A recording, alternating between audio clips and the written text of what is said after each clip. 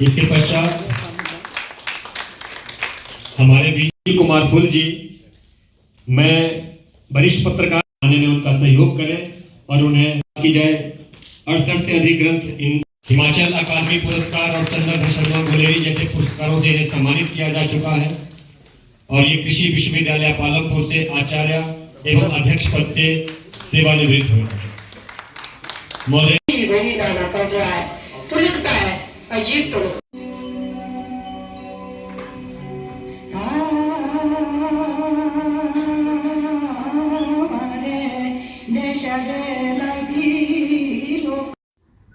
पहले subject he is working, अब अपनी बोली में पहले सब्जेक्ट है, subject immediately being followed by the verb और प्रेडिकेट।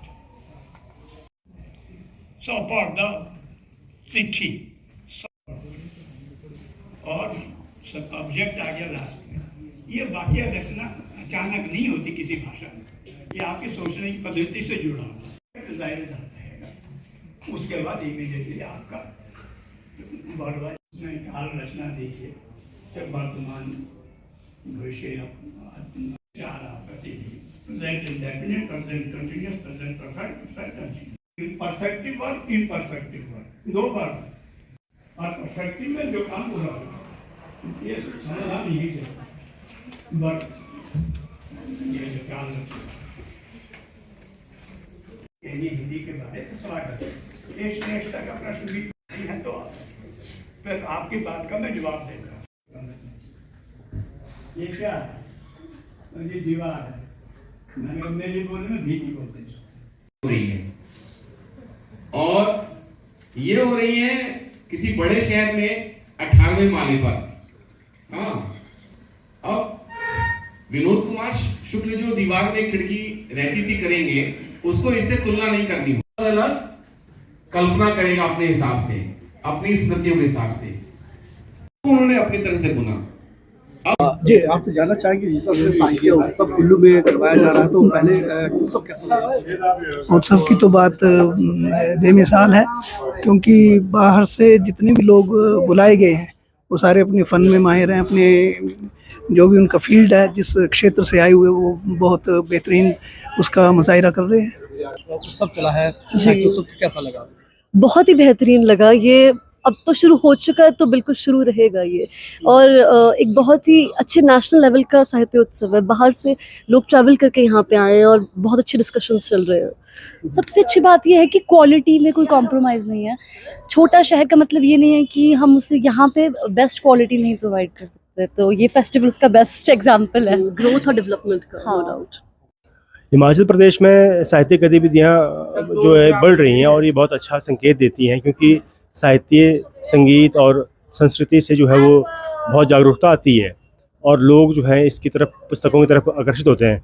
और पुस्तक संस्कृति का पनपना बहुत ज़रूरी है, ताकि जो आने वाली पीढ़ी है वो कम से कम पठन पाठन की तरफ उनका ध्यान आकर्षित हो, मोबाइल से उन्हें छुटकारा मिले। आप दो है ना, थोड़ा शांत हो जाओ।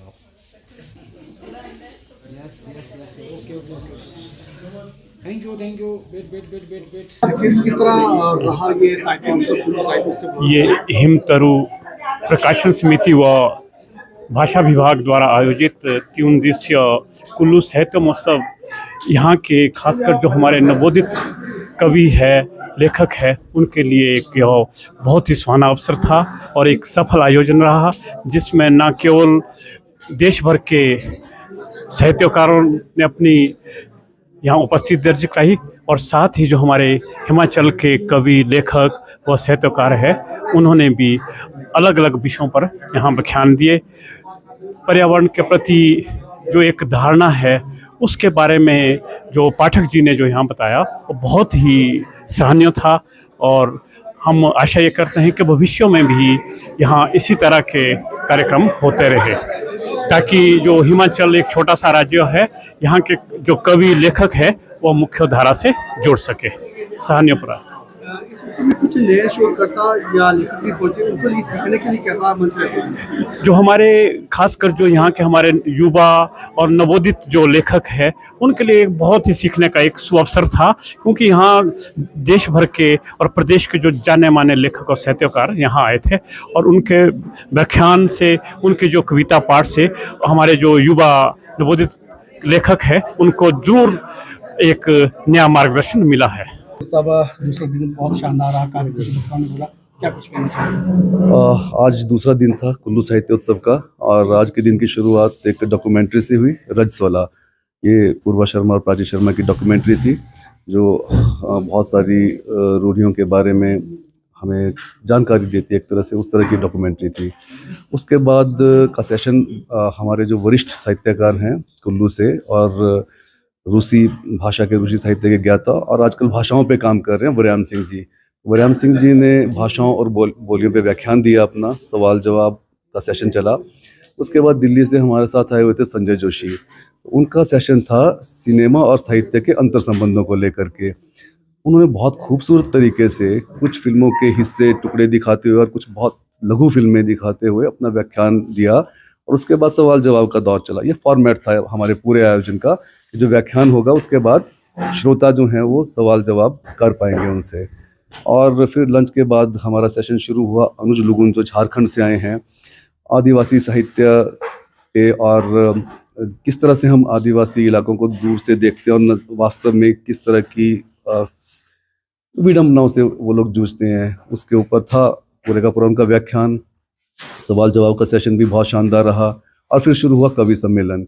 इसमें जितने भी हमारे कवि थे हिमाचल प्रदेश के विभिन्न हिस्सों से आए हुए, सत्र 2 था, दूसरा हिस्सा था आज कविता पाठ का, तो उन्होंने अपनी कविताओं का पाठ किया। अंत में उसके बाद फिर एक समूह फोटो हुआ और जितने भी प्रतिभागी थे, हम आयोजन समिति की तरफ से बधाई भी देना चाहते हैं उन सब युवाओं को जिन्होंने इस पूरे आयोजन में सहयोग दिया और उनको वितरण किए गए उनके प्रमाण पत्र। जितने भी हमारे अतिथि थे, बाहर से वरिष्ठ अतिथि आए हुए, उनके हाथों उसका वितरण हुआ और इस आयोजन को सफल बनाने में एक टीम की तरह काम किया। हिमतरु का ये आयोजन था और आयोजन समिति में कुछ और लोग भी, इंडिपेंडेंट लोग जैसे मेरे जैसे लोग, अजय जैसे लोग, हेमलता जैसे लोग, ऐसे कई सारे लोग और भी जुड़े थे जिनका इसमें सहयोग रहा। और इसमें हमारे युवा एंकर्स हेमराज और रेखा, इन्होंने तो अपनी भूमिका निभाई। फाइनली हम किशन श्रीमान को बधाई देना चाहते हैं कि बहुत बड़ा आयोजन इन्होंने किया है, इनकी संस्था का ये आयोजन है और हम इसमें सहभागी हैं, सहयोगी हैं। 2 दिन के उत्सव में देखा गया कि लोगों में अब उत्साह है कि नेक्स्ट ईयर इस तरह का बड़ा इवेंट हो, तो उसके लिए भी क्या इससे प्लानिंग शुरू है या लोगों को इनवाइट करना या उनके लिए क्या कुछ है? देखिए, ऐसा है कि साहित्यिक आयोजनों में हमने देखा है, यहाँ नहीं, शिमला में, दिल्ली भी आप चले जाएं, वो तो राजधानी है, इवन शिमला में भी मतलब बहुत कम लोग इकट्ठा हो पाते हैं साहित्यिक आयोजनों के लिए। बहुत उत्साहजनक था, उत्साहवर्धक था। और दूसरा दिन था, आज भी हॉल हमारा भरा हुआ था।